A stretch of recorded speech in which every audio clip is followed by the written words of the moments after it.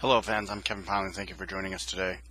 I want to talk to you about a suspected car thief who told officers that he was Matthew McConaughey for a second.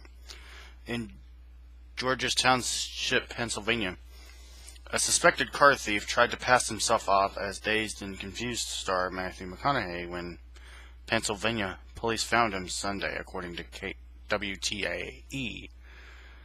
The officers got a call about a suspicious person prowling outside of a home in Georges Township and ringing the doorbell. When they got there, they allegedly found 46-year-old Troy Miller sitting in the residence car. When asked for identification, Miller would only tell officers he was a 48-year-old Oscar winner and star of the Dallas Buyers Club. Despite a rough resemblance, officers weren't fooled. The police arrested Miller on charges of attempted theft of a motor vehicle, false identification to law enforcement authorities, and loitering and prowling at night. He was booked into the Fayette County Prison on a bond of $500. No trial date has been set as of Wednesday afternoon. The ice in Abilene messed things up during the day for most of you. It started sometime around 7:30 to 8:30, around that time frame, and the roads were iced up. And because of that, Abilene ISD had to cancel schools, but only after classes have started, so they had to send some of the kids home. While those who haven't actually gone to school will not be counted as an absence or tardiness or whatever you want to call it, because they realize that you made a mistake and have since apologized to the parents for the incident. Now,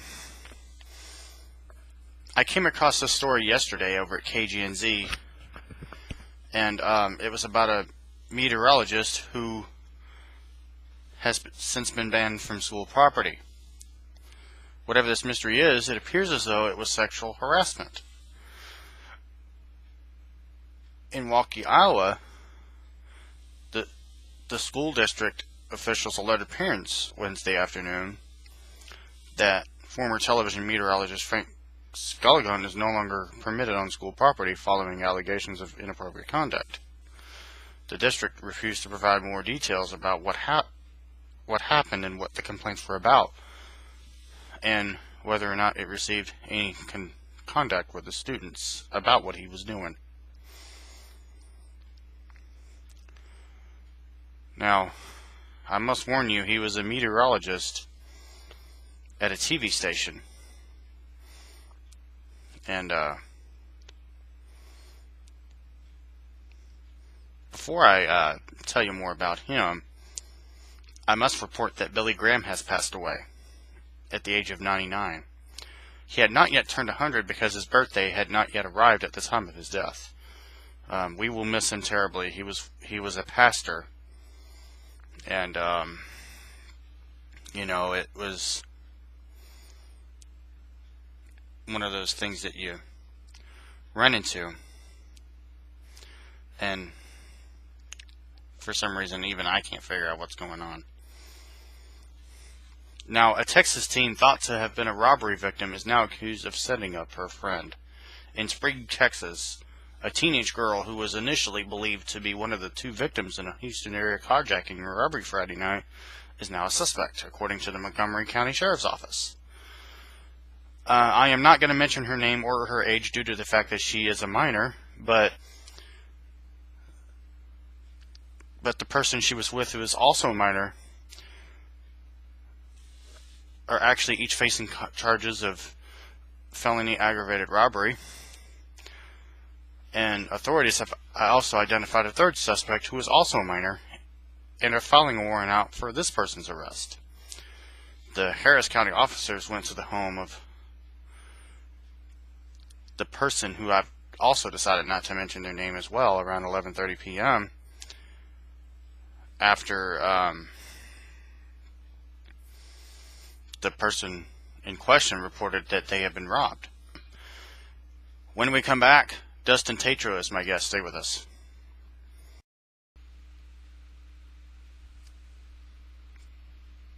Before we send you to Dustin Tatro as a guest on my show, earlier I was talking about a meteorologist who was no longer allowed on school grounds due to sexual harassment. Well, a few days ago, KCCI pointed out that outrage is building over a local television personality and his alleged inappropriate contact and communication with local high school students. Frank Skeglin was employed by KCCI since March of 2009, but Local 5 has confirmed that the station that he is no longer employed there. The person's social media accounts with its thousands of followers have since gone dark.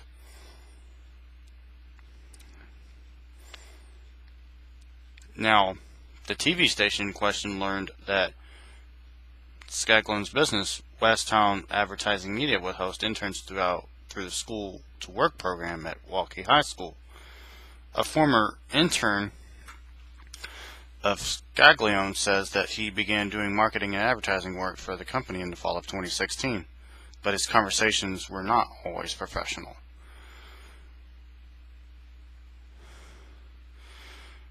Now, I don't want to say any more than I should because I want to take you over to Dustin Tatro, who has a tour of KG&Z when we come back.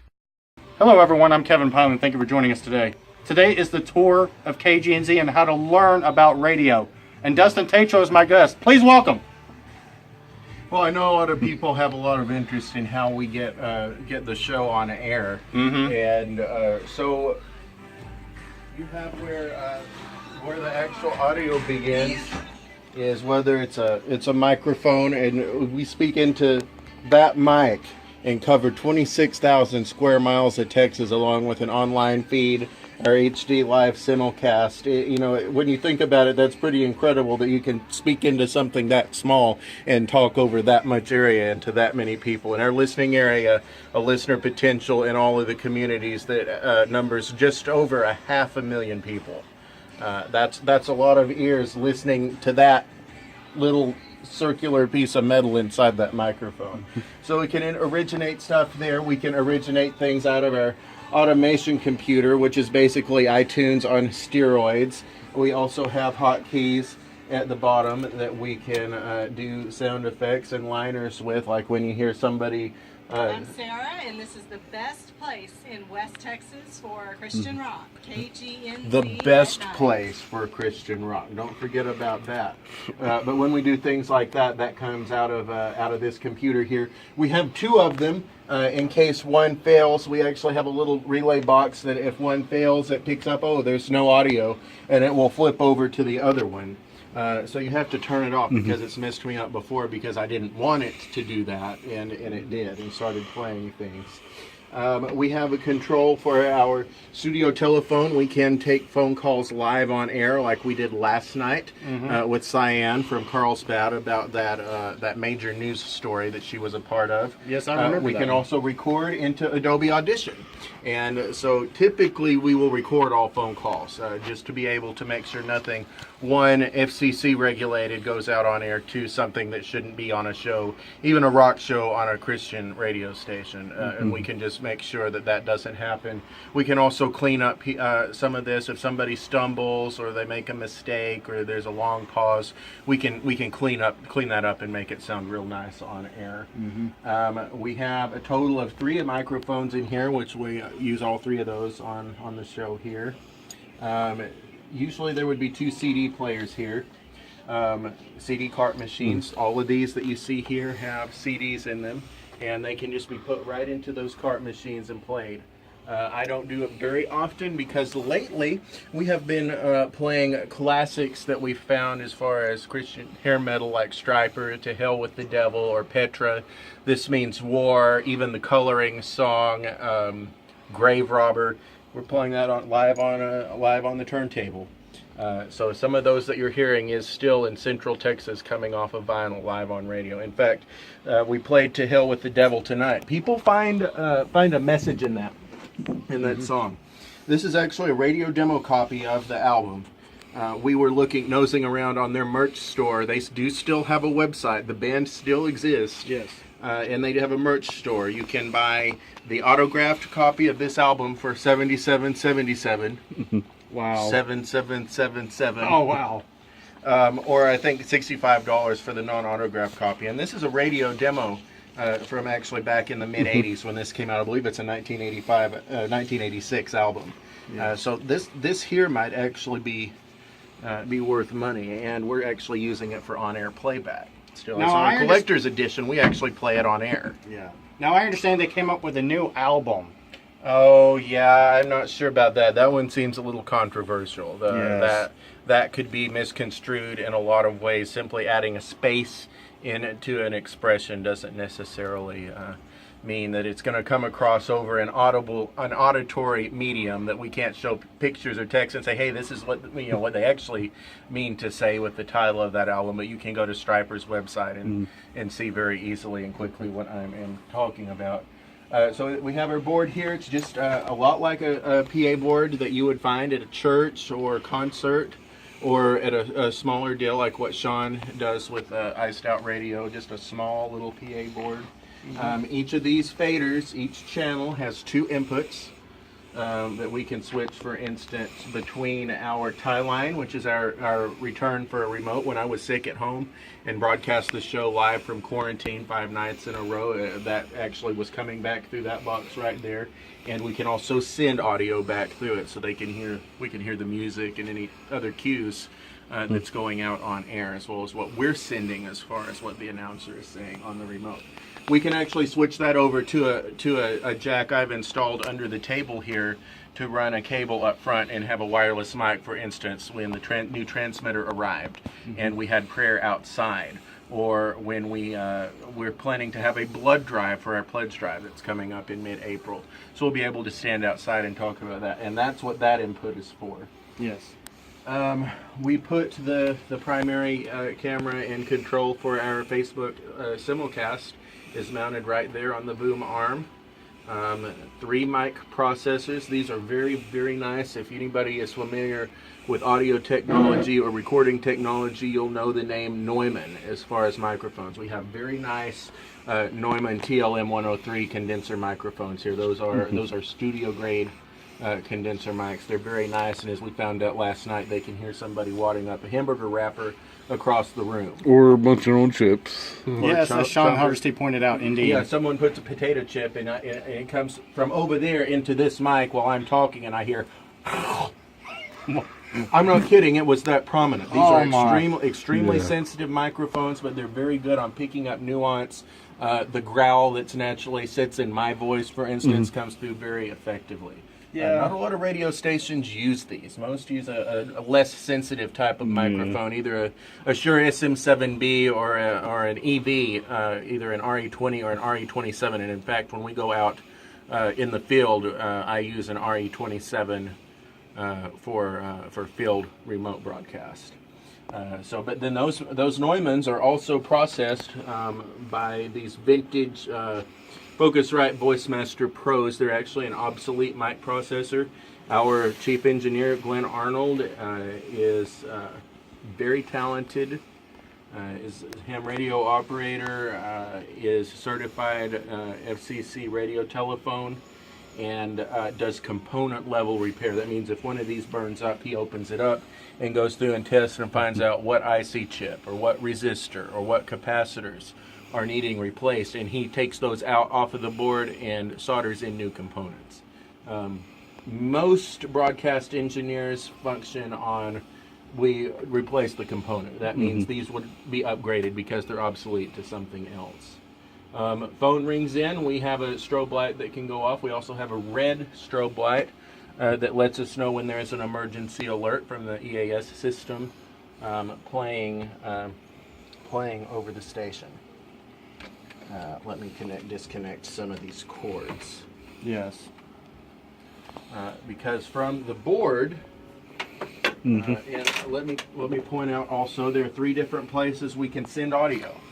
Not just one output, 2 inputs on each channel, 3 output buses, and we can select program, which is what's going on here right now. We can do an audition, which feeds into this computer, and we can do mono, which feeds back out to the remote backhaul.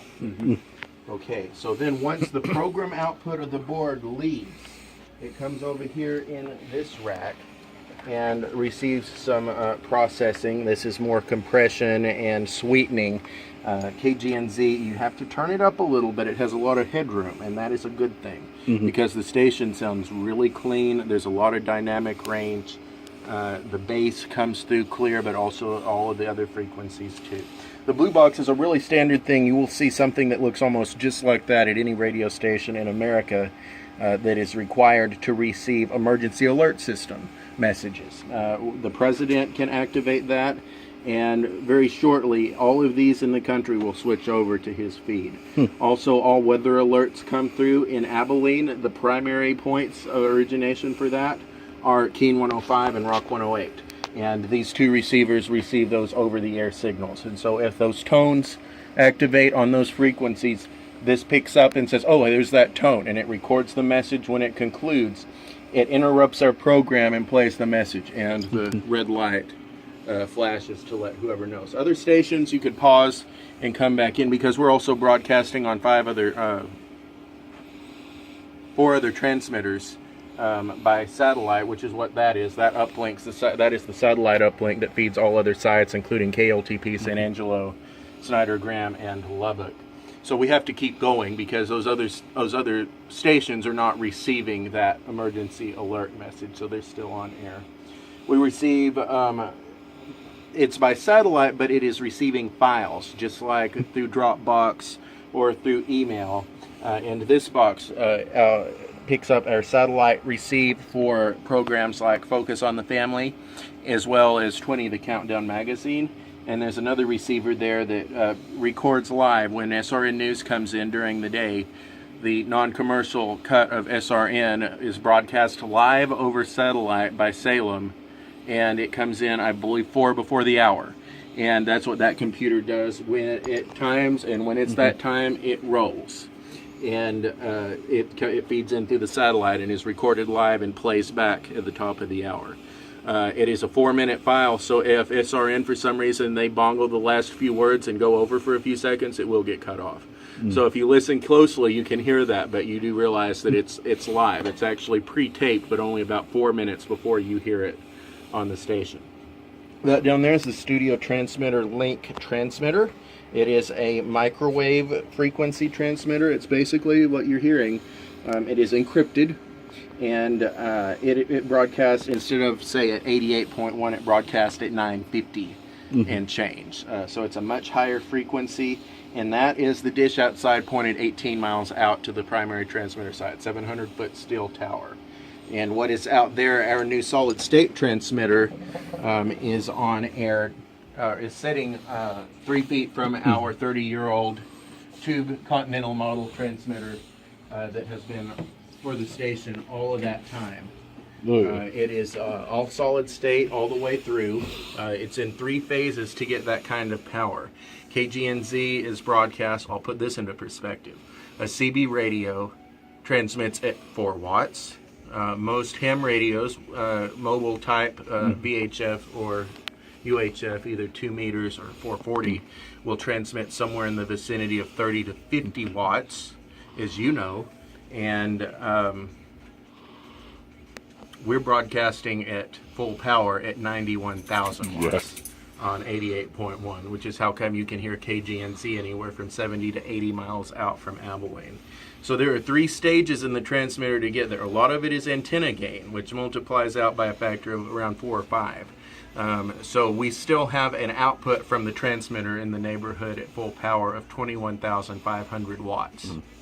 That's still a lot, and it takes a lot of amplification to get an audio level signal to that. So there are 3 stages in increasing level of power. The first stage is called an exciter, which gets our signal up to the neighborhood of 10 watts. That 10 watts feeds an intermediate amplifier, which gets the signal from that 10 watts into the neighborhood of about 410 watts. And then that goes into the final amplifier, which is the the big juice that gets us up to the 21.5 that goes up to the antenna. A lot of people are familiar. I've had this in my hand. Most people are familiar with these little glass tubes, particularly if you're a musician, a guitar player, or something, and recognize a glass tube like this is a vacuum tube that you might find in the amplifier section of a very nice, rich-sounding vintage tube guitar amplifier. The final stage of our current transmitter of the Continental is actually using a tube. And it looks nothing like this. So there's a typical guitar amplifier tube. Hold right there. And as Dustin pointed out, you're looking at the vacuum tube. This is one that is it's somewhat defective, but it looks identical to the final tube that is on air out at our transmitter site right now. This is a huge heat sink up here. The tube's in the middle. This huge heat sink, because this generates a ton of heat, running at full power with these huge blowers forcing air up through this at all times, and it comes up a chimney and out of the building. That exhaust air, is around 180 degrees, probably about 3 feet above the tube. But you could bake cookies with the air that comes off of this tube when it's running. And it runs like that 24/7, 365. The current tube in the transmitter Glenn has had going for 8 years now. Oh, wow. It's common to replace a transmitter tube at around 1 year. So what you have is it sits down into a socket, just like your guitar amp would, and plugs in. And the 410 watts from the intermediate amp comes in right there in the bottom. There's a bunch of silver rings that connect with these contacts. And then this is a ceramic tube. It's not a glass envelope like that, it's ceramic. And there's radioactive material in there that helps generate that level of RF, but it takes a lot of power to do it. And then the feed comes in and clamps right down on this nipple at the top, and that's 21,000 watts of RF coming out of that little disc right there. Then goes up 700 foot into a 10-bay antenna that's probably around 80 foot tall. The bays are big, that you go out there and look way up there and you see these little curly cues up there, 10 of them. And in real life, I couldn't make my arms that big, but they set kind of like that. And those rings setting, each one of them setting at an offset angle like that, does to the signal what we call circular polarization.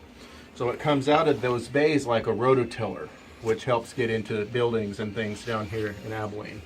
So all of KGNZ's power comes from a tube that looks just like this. And compare that to a guitar amp tube. Even in a big high gain metal amp, a Bogner or Mesa Boogie or something like what we hear on the show comes from a series of tubes about that size.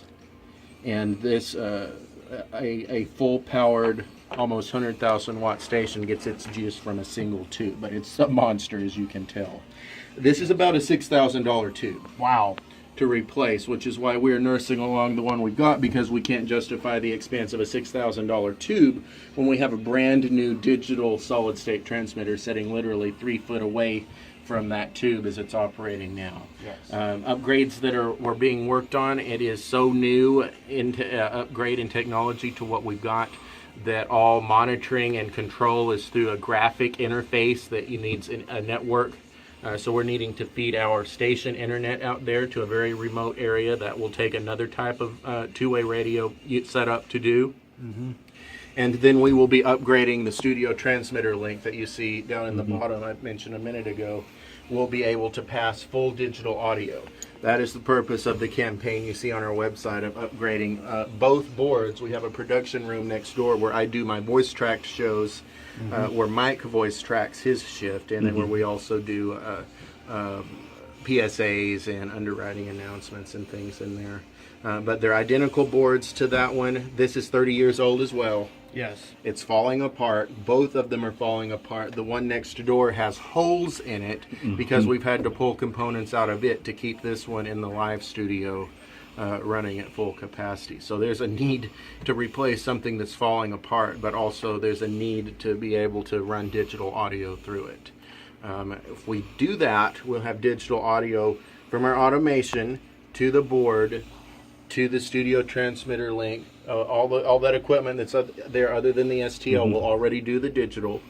And then over the studio transmitter link to the tower site. Yes. And then from there, at least for the time being, it will be broadcast still in analog on 88.1 FM for the time being. Yes. HD radio is taking off a lot slower than people thought it would.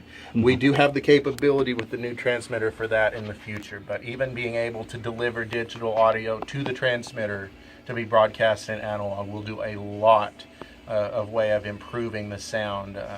It sounds good, but if you actually begin listening, you find there's a lot of dirt and grit in the sound that's coming from old components, primarily right here in the control board at the station.